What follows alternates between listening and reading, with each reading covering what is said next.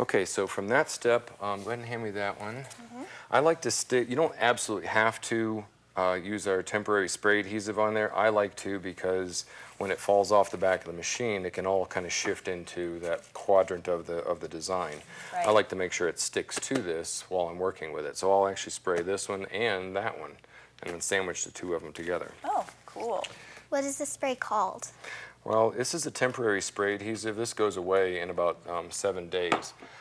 What I like to do, though, is I'll iron this whole project before I get done, or before we wash it. We don't want to have that glue in there while we're washing it. Okay.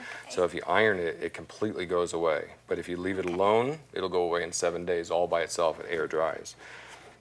I like your little protective box that you have going on there. Just keeps it from going all over the sewing machine and all over your tables. So I've got it sprayed down inside the circle, and I'll put that over here. Okay. And while you're working with that and spreading that out, I'm going to spray the top layer. So I've got one to go over to the top of that. And Ellen, I've already prepared one for you over there when you start sewing. Great, thank you. Here, let's get a lot on there. And we can be messy with it. Just get it all over the place. There you go. The scrappier the better, I think it is. It looks very rustic, but not necessarily homemade. Right. It's artsy And so, crafty. is there anything else we can put between these layers, like little bits of yarn? Oh yeah, or yarns, laces, ribbons. I mean, whatever medium you think is going to really spark this thing off.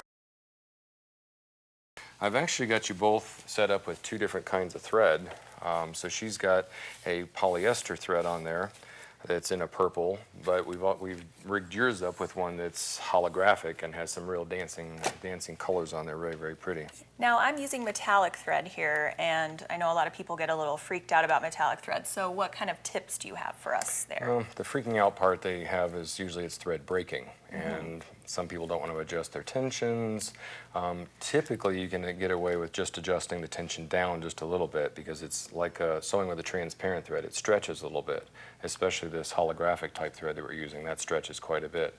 So the very first rule of that, because this is like tinsel, it's a flat thread, not necessarily a round thread. You have to stand that spool up, because it's just like a roll of paper towels that needs to come off flat. Most machines come with an extra spool pin, so Or that an you optional just... one, like that one snaps onto the bobbin winder. That one I like a lot. If you want to get started sewing, honey, go ahead. Okay.